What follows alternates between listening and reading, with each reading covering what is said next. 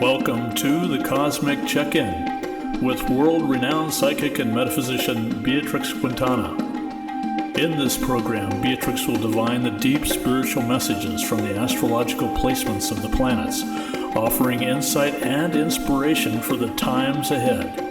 Now, here's Beatrex. Hi, welcome back to the Cosmic Check-In. Yay! We've been taking a break, and now we're back. So we're in the dog days of summer, and we're in August, which is Leo time, which is one of my favorite times of year because it's the time when you can stand tall in the garden and stretch all the way to the sky and be the light and be the tallest flower in the garden and shed your light wherever you go.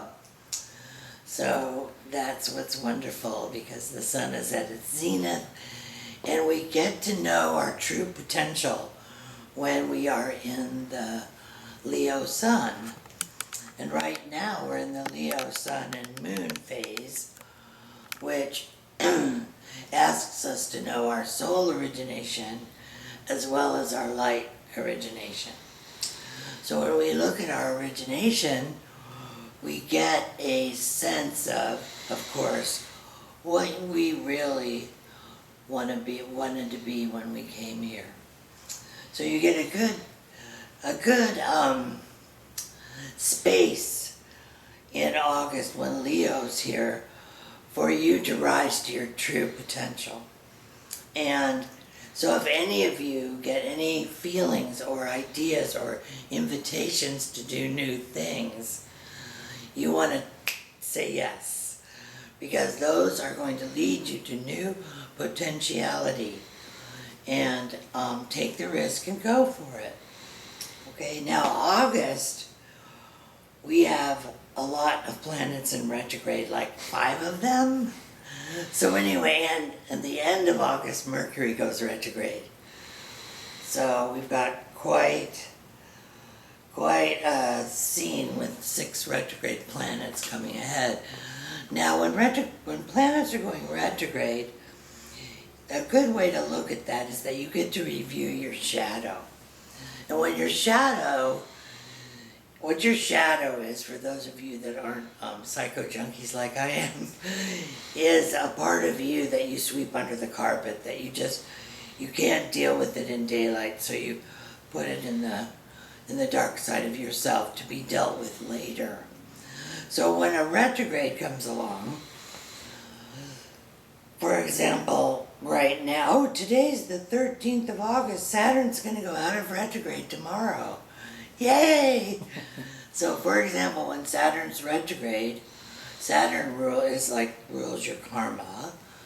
So you get a chance to review your karma as it relates to Sagittarius energy, which deals with religions and philosophies and different cultures and higher knowledge. That's where the mystery schools live, in the Sagittarius section of your chart. And so with Saturn in there, we've all been given an opportunity to learn or remember things about ourselves that we had perhaps forgotten. And they might be wonderful things, or at the same time, they could be things that we thought when we swept them under the carpet that we wouldn't have to deal with them. Not so. All right, then we have Neptune retrograde, and it's in Pisces. So when Neptune's retrograde, we face our disappointments, and we look to see where we might have gotten caught up in some sort of a fantasy or a dream that actually never was supposed to come in, but when it goes retrograde, you get a chance to look at the fact that that dream didn't come true, let it go and get a new authentic dream. And then you've got Uranus retrograde until the 29th of this year. So when Uranus is retrograde, we have to look at within ourselves things that may not have come to completion. Because Uranus rules your goals, it rules your future vision, it rules your connection to the new world of cyberspace. And so you want to look at where you might miss the boat, have missed the boat under those umbrellas. Okay? And Uranus, remember, rules rebellion and has a deep need for freedom. So when you don't feel free, Uranus comes in and creates a rebellion, and you have a big brat attack, and you get to feel really good about it. So be advised. That's going to happen now. It just went retrograde. So be advised that from now until December 29th, you will be looking for new ways to discover personal freedom, and you're going to work on learning how to do that without a rebellion. Do you understand? Very important. Okay, then on the 30th of August, Mercury goes retrograde in Virgo. Now you have to understand, Virgo, it is, the job of Virgo is divinity in the details. Okay, so when you are overly detailed, you can become analytical, and then that creates a lot of mental exhaustion. If you just work with the divinity and the detail theme, you feel a lot better about life, and you can bring out some wonderful treasures and be able to feel a bit of bliss. But when Mercury is retrograde in Virgo, Mercury loves details as well, because it loves to sharpen its mind. So Virgo and Mercury go well together. But when it's retrograde, there could be a bit of mental obsession that takes place. And you want to watch out for that, because right now we are working on being quantum, which is a whole being in all the different directions and all the different elements and all the different time zones and all the parts of history. So all the ingredients of you are being blended into a whole new you that has total freedom of being. And so if you get mentally exhausted, you take away an advantage to working with the quantum reality. All right? Oh dear. Now we also have Pluto retrograde until the end of September. Now remember, Pluto deals with an energy down inside your bone marrow that makes you look at what it takes to survive. So the key factor here with Pluto retrograde is to learn that your choices in life are far beyond survival. But if you hook into the survival point of view, again, you could find yourself extremely exhausted, especially in the quantum reality, because you may bring up lifetime after lifetime or eons of survival when that's not necessary in this time of robots and computers and things that make life easier. Okay? Mm-hmm. So now we have Mars. Now the big thing for this month, and then I'll stop, is Mars is in Sagittarius and Saturn is in Sagittarius.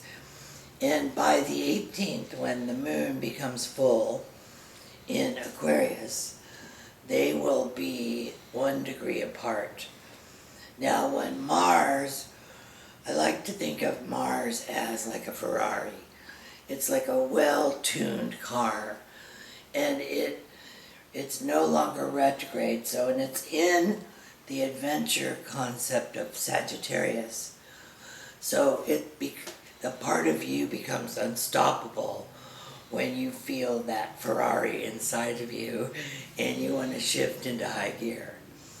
So you've got to do that now for 18 days. But when it hits on the 18th, you're going to hit into a brick wall called Saturn.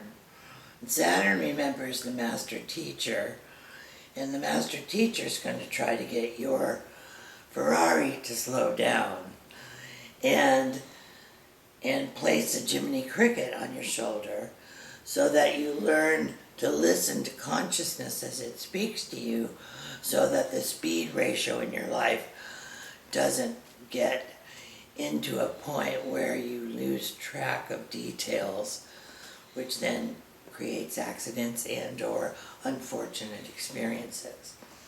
So you have Saturn, which is the constrictor, and Mars, which is the expander, on top of each other in a sign that is the adventurer.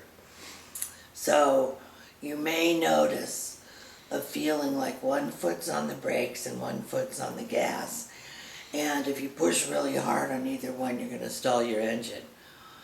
So remember, when these kinds of things come up, you want to stop and you want to, how can I use this energy effectively?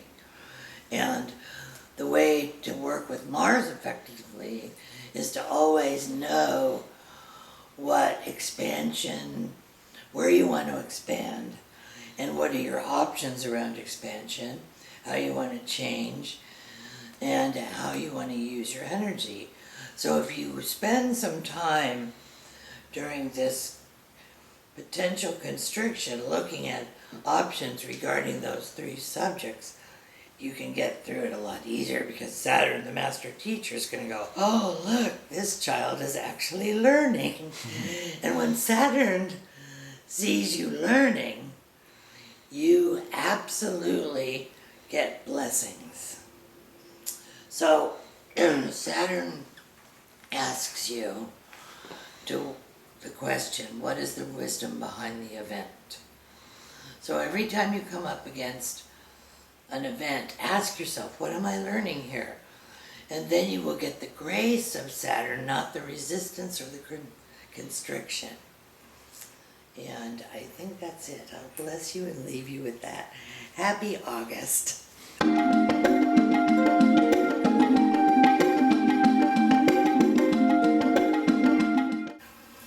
So next year is a year of acceleration.